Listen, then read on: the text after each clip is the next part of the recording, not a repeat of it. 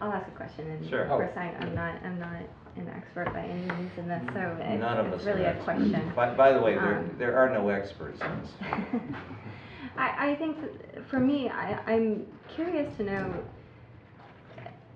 I don't think that Saudi Arabia is willing to not get the same treatment that Iran has, and Iran has been sanctioned. Of course, Saudi Arabia hasn't been sanctioned. So, if Iran has enrichment, Yeah. Saudi Arabia wants it too. So the question is, what can be done if it's not through 1, 2, 3 to kind of a gold standard 1, 2, 3? If that's not going to happen, even though maybe we should continue to push ahead with that, maybe we should put that weight on other countries.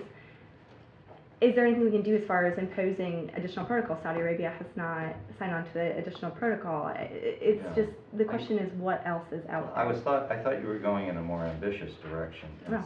Since you didn't, I will. Sure, thank you. The short answer is you can always settle for that, and they might bite that off. Fine.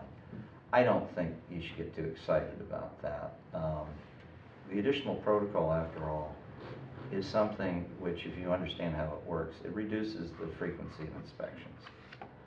Okay, I think that might not be the first thing that would occur to me to solve this problem of what Saudis are up to, but okay.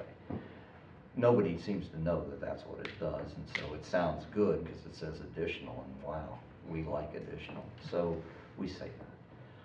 I think, though, you were on to something else when you were pointing out the Iran problem. That one is real. Now, it seems to me that it's quite interesting that whenever I argue for something that looks like universal or large-scale standard for a lot of countries, I'm told I'm unrealistic. But when people want to back off the standard, they say, well, we have to have one standard for everyone. You notice there's a kind of dialectic which works backwards from we must make the sale and we can only tolerate so much with regard to restrictions.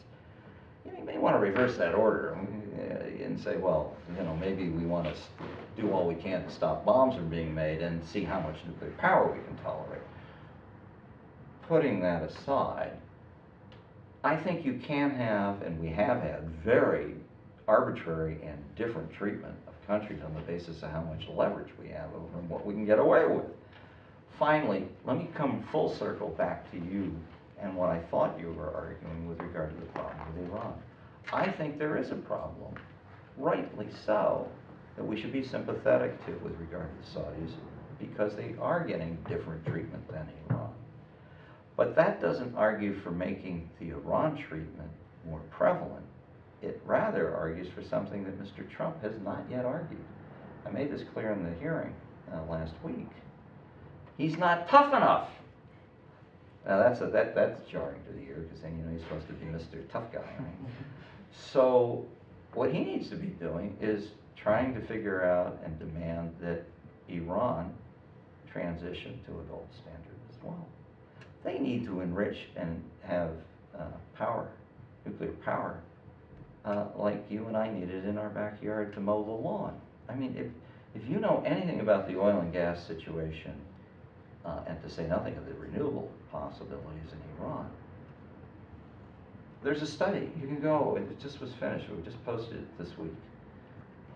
Doesn't make any sense there either. We should be helping these countries develop non-nuclear alternatives. And we can even get the folks in Germany who love talking about this to help out, and other places in Europe. And we should be offering this even to Iran. Because as long as they persist in having that program, they're going to persist in arguing they need to recycle eventually. And definitely they need to enrich now. And as long as that's the case, but isn't that the grounds for the agreement?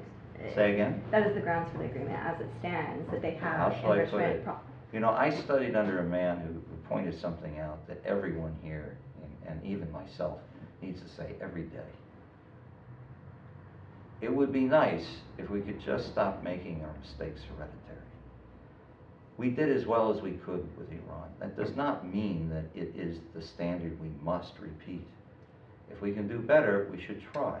Now, I don't know that we can, but I do know that we're not trying. So I'm not sure what the answer is there. I always say, if there's little regret or high investment to find out how you can do better, do it.